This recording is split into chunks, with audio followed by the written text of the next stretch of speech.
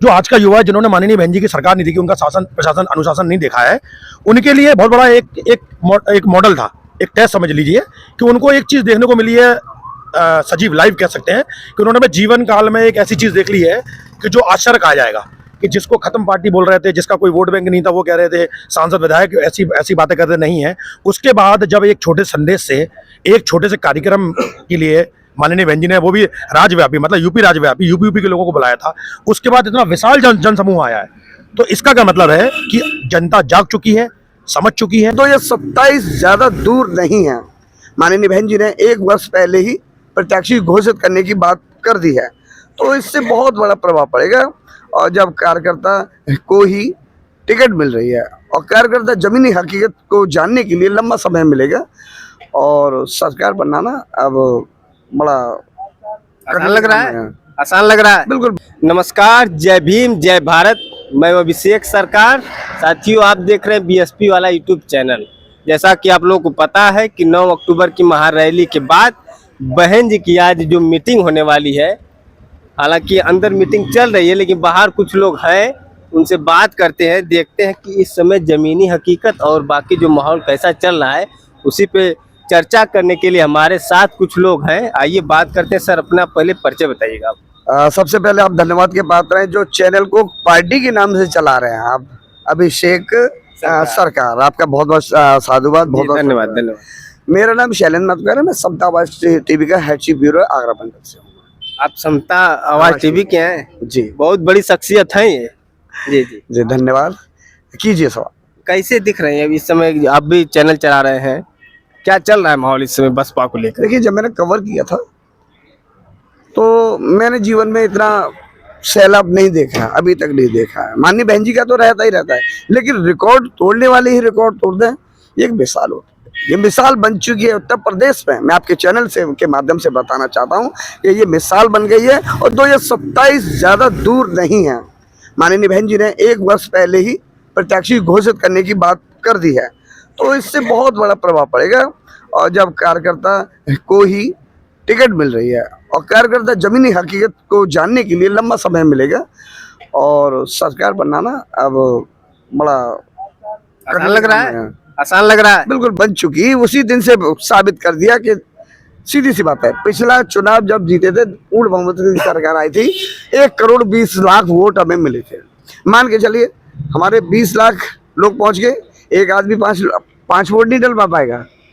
1 vote, 1 व्यक्ति, क्योंकि हर परिवार के सारे सभी तो नहीं गए थे, उनकी कैलकुलेशन जोड़ते हैं तो भी हम सरकार बना के बैठे थे। जी जी, क्योंकि कई लोग हैं, सबसे बारी बारी चर्चा रखेंगे। सर, थोड़ा सा अब इनका परिचय हो जाए। जी, अपना परिचय बताएं। आपके सभी दर्शकों को जय भीम। मेरा नाम अहिरवार अमित वैद्य है, मैं जिला झांसी से आया हूँ, पूर्व जिला प्रभारी बहुजन समाज पार्टी। फिर वही सवाल, बार बार सवाल ये क्यों जरूरी है? क्योंकि जो नैरेटिव फैलाया जा रहा है समाज में, उसके लिए चर्चा करना बहुत जरूरी है। क्या माहौल चल रहा है आपके यहाँ? देखिए पत्रकार महोदय, आप माहौल तो आप बताएंगे। जिस हिसाब से विगत में जो पहले मीटिंगें होती थी, उस हिसाब से जो मीडिया था वो कवरेज नहीं मिलता था। ऑलमोस्ट जो बड़े बड़े यूट्यूब चैनल है, सारे चैनल आए हुए हैं, और आज इस कार्यक्रम को, इस बैठक को अपने अपने एंगल से, अपने अपने तरीके से दिखा रहे हैं। तो इससे ये साबित होता है कि माननीय बहन जी ने जो दिनांक 7 सितंबर को जो बैठक में जो उन्होंने एक वो आह्वान किया था कि 9 अक्टूबर 2025 को माननीय काशीराम साहब की पुण्यतिथि पर जो एक हम लोग कार्यक्रम करेंगे, श्रद्धांजलि सुमन अर्पित करेंगे, उसको जो एक जनसैलाब ने जो ताकत दी है, हिम्मत दी है, उसका ही नतीजा है कि आज हर तरीके से आदमी, हर तरीके से, एक पानी की दुकान से लेके एक कॉर्पोरेट ऑफिस में बैठा हुआ व्यक्ति भी बहुजन समाज पार्टी की बातें कर रहा है। बहुत ज्यादा युवा दिखे थे लखनऊ में, हमने देखा बहुत ज्यादा। लोग कह रहे थे कि बसपा से युवा जुड़ नहीं रहे, भटक रहे हैं, ऐसी चल रही थी समाज में। तो कहाँ से सब आ रहा है, हमको समझ में नहीं आ रहा है। देखिए, आपने जो भी प्रश्न किया है, इसी में कई सारे उत्तर छुपे हुए हैं। कि जिस आपने कहा कि इतना सारा युवा आया था, देखिए जो बुजुर्ग हैं वो तो आते ही हैं, उनकी तो ड्यूटी है, समझ लीजिए, उन्होंने तो खून पसीने से सींचा है।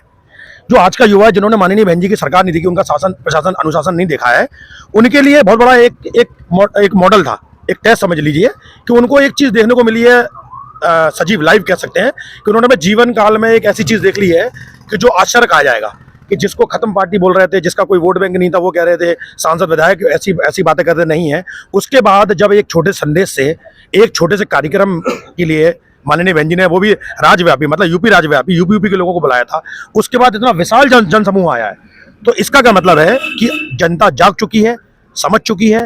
मनुवादी जो लोग हैं, जो मनुवादी सोच के जो सामंतवादी लोग हैं, उनकी सरकारें देख चुकी हैं, विगत की सरकारें देख चुकी हैं, उनके कार्यकाल को देख चुके हैं। जो दलितों, महिलाओं, मुसलमानों और अन्य समाजों पर जो उनका शोषण हो रहा है, उनका अत्याचार हो रहा है, उसके खिलाफ ये एक जनसलाब ने एक मैसेज दिया है, एक संदेश दिया है कि भैया हम 27 में बहुजन समाज पार्टी की सरकार बनाएंगे और परम आदरणीय माननीय बहन कुमारी मायावती जी को 5 बार इस प्रदेश का मुख्यमंत्री बनाएंगे। जैसे काफी लोग हैं, चर्चा लंबा होगा, इसलिए लास्ट सवाल आपसे, आकाश आनंद जी को कैसे देखते हैं आप? देखिए, आकाश आनंद जी के, अब जैसे अभी आपने बोला था कि इतना जनसलाब आया था, तो लोग कहते हैं कि दूसरी पार्टियों में युवा नेता है ना, तो आकाश आनंद जी सबसे युवा है।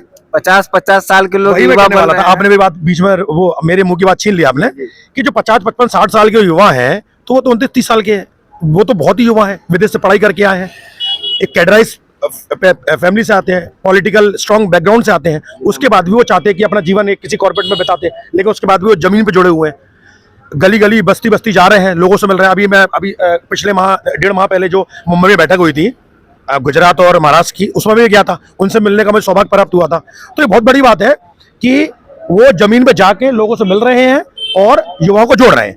उसी का नतीजा है कि जो 9 तारीख को इतनी भीड़ आई थी। चलिए, लगता है बहन जी का आगमन हो रहा है, बाहर आ रही हैं। बहुत बहुत धन्यवाद। जय भीम।